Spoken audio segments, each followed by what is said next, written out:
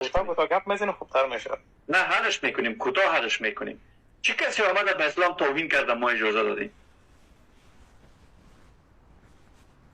هر کسی که میگه یک نفر را نام بگیریم توهینش را به اسلام نام بگیریم در همین برنامه آمده باشه به اسلام توهین کرده باشه ما خوشحال شده باشیم مانده باشیم. آیا میدانی که محمد را در برنامه ما اجازه نداره کسی بوگه پایین میندازیمش؟ خبر هستی مثلا لفظ بیناموس که استفاده میکنه؟ چه کسی لفظ بیناموس استفاده کرده؟ ما گفتیم که اسلام ناموس است. حالا گوش کن. نه بیناموس گفتم با پیامبرت. شما گفتین اسلام دین بیناموسی است. خب اسلام اگر دین بیناموسی نباشه رضای کبیر پس چی است؟ چرا شما این گپ که عزیز من وقتی مرد مسلمان میتونه پستان زن خود را در دهن مرد همسایه بده باز اسلام دین باناموسی است؟ این خو از نظر شما خو یک کار از نظر من رداء کبیر سنت رسول الله تان از جان دلم. خیر یک طرف میمانیم اول شما این گپ به من بگو. پس نگو دیگه جانم واسه اسلام دین اگر اسلام دین ناموزداری است عایشه چگونه غسل کردن را رسمی نشان میداده به صحابه محمد؟ کار حضرت عایشه نبوده. اگر اسلام دین باناموسی است عایشه چگونه از عادت ماهیانه خود میه به شما قسم میکنه؟ چرا مادر ما نمیدونه از عادت ماهیانه خود به ما بگوید اما عایشه مادرتان میتونسته در کتابایتان است؟ اسلام دین ناموزداری است. یک خانم میتونه همراه خانم هر چیز درباره کار زنان همراه خانم نیست. صحیح بخاری عزیز من صحیح بخاری آمده برای شما مردان به خانم نه به مردا گفته عایشه. با مردا در مورد عادت ماهیانه خود یک زن میگه بعد شما در مورد ناموس صحبت میکنی؟ در اسلام یک خانم میتونه درباره هر چیز صحبت کنه تا وقتی که حجاب باشه. و مقصد اسلام اینی است.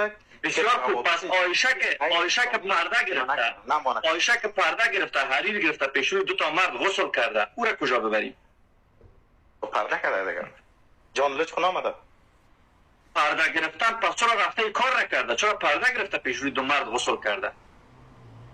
پرده کرده غسل کرده خب پرده کرده. دلم اگر امروز یک زن دو مرد را دعوت کنه میانشان یک پردگک بگیره و طریقه غسل برش یاد بده پس چرا می کار نمیکنه وقتی اون مردها رو نمیبینه؟ اول خوی معلوم نیست که گپ شده یا نشده. خب ما گپ شما صحیح بخاری بذار معنی شبل بیار. خوی نمی گپ شما درست هیچ نشان نده. درست نمی هیچ نشان نده. اما در این سنه هیچ نگو دیگه پس که نه اول که نه آمده میدانی که کمی صحیح بخاری را باز میکنم جانم. صحیح گپ بان صحیح گپ درست است. خب صحیح سی کار کرده قبول میکنم می کار کرده اما این ثابت نمیسازه که اسلام دین خراب است. یک طرف میمونه. سوال از شما است رضای کبیر ثابت نمیسازه که اسلام دین خراب است. غسل کردن عایشه ثابت نمیسازه که اسلام دین خراب است. قصه‌های جنسی شخصی پیامبر اسلام با ام المؤمنین مادر مؤمنان عایشه ثابت نمیسازه که اسلام دین خراب است. محمد با دختر 9 ساله سکس میکنه با عایشه 9 ساله ثابت نمیسازه که اسلام دین خراب است. چی ثابت میسازه که اسلام دین خراب است؟ اسلام تو نیست که تو میخوای. اسلام او چیز است که فطرت از ما میخواد. این که تو خوش فطرت تو میخوای که دختر 9 ساله رابطه داشته باشی؟ نه خیر نه فرض نیست. در کجا چرا میگی اسلام چیزی را میخواد که فطرت ما میخواد؟ در کجا گفته که دختر 9 ساله ضروری است که تو عروسی کنی؟ تو اگه یک مرد هستی 18 ساله هستی میدونی که یک خانم 55 ساله عروسی کنی؟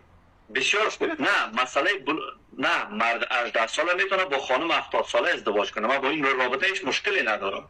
ما میایم بالای مرحله بلوغیت دختر 9 ساله رو نمیتونی با مرد 18 ساله مقایسه کنی. جان دلم در اسلام وعده که یک دختر پریودش میتونه عروسی کنه هیچ مشکلی نیست. نه عزیز من دختر 9 ساله محمد با دختر 9 ساله ازدواج کرده تو چرا نمیکنی این کار را؟